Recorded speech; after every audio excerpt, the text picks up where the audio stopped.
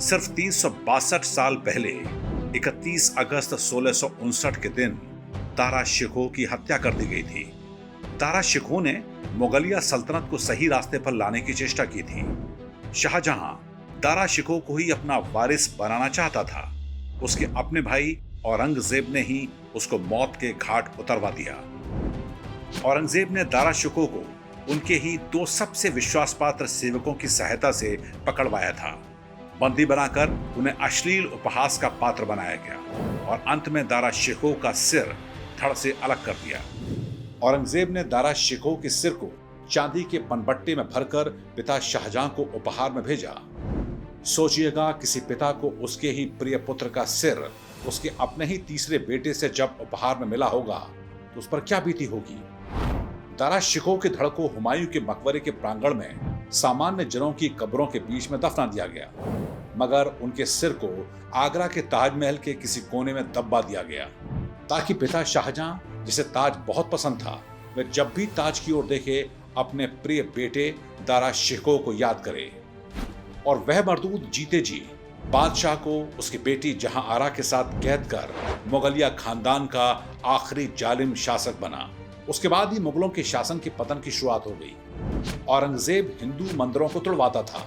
इसका सबसे बड़ा कारण यह था कि वह हिंदुओं से बहुत घृणा करता था, जबकि दारा शिकोह के मन में सनातन धर्म के प्रति आकर्षण था। शहजादा होकर भी वह अपनी पुश्तैनी मजहब के खोखलेपन को समझ चुका था। दारा शिकोह फारसी के साथ साथ संस्कृत भाषा पर भी समान अधिकार रखता था। उसने गीता सहित कई उपनिषदों का अनुवाद किया। वह दारा शिकोह ही था जिसके माध्यम से पश्चिमी दुनिया को उपनिषदों में भरे गूढ़ ज्ञान की जानकारी मिली। यदि वह शाहजहां के बाद मुगल बादशाह बना होता तो इस्लाम का पतन जरूर कुछ धीमा पड़ सकता था। हिंदुओं की सहिष्णुतावादी जीवन शैली से मजहबी समुदाय ने कुछ भी सीखा हो ऐसा दिखाई नहीं देता।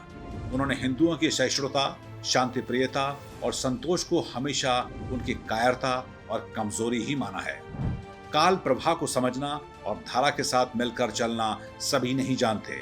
कौरवों ने भी इसी बात को समझने में चूक की थी। इसी के कारण श्री कृष्ण के शांति प्रयासों के बावजूद महाभारत के महाविनाश को रोकना संभव नहीं हो पाया था। अरब से आया ये आक्रमणकारी मजहब आज अपनी कैंचुल उतार कर जैसा है वैसा दिखाई देना नहीं चाहता। वह उदार और प्रगतिशील होने का नाटक करता है, लेकिन उसका दिल शरिया और तालिबान को चाहता है। मगर दुनिया उसके असली स्वरूप को जान चुकी है। लोग समझ चुके हैं कि मजहब के दोशाले के अंदर घात लगाए बैठा शैतान है। जिस दिन लोग यह समझ जाते हैं उसी दिन से पतन की शुरुआत हो जाती है, वैसे ही जैसे मुगलिया सल्तनत का नामो निशान मिट गया।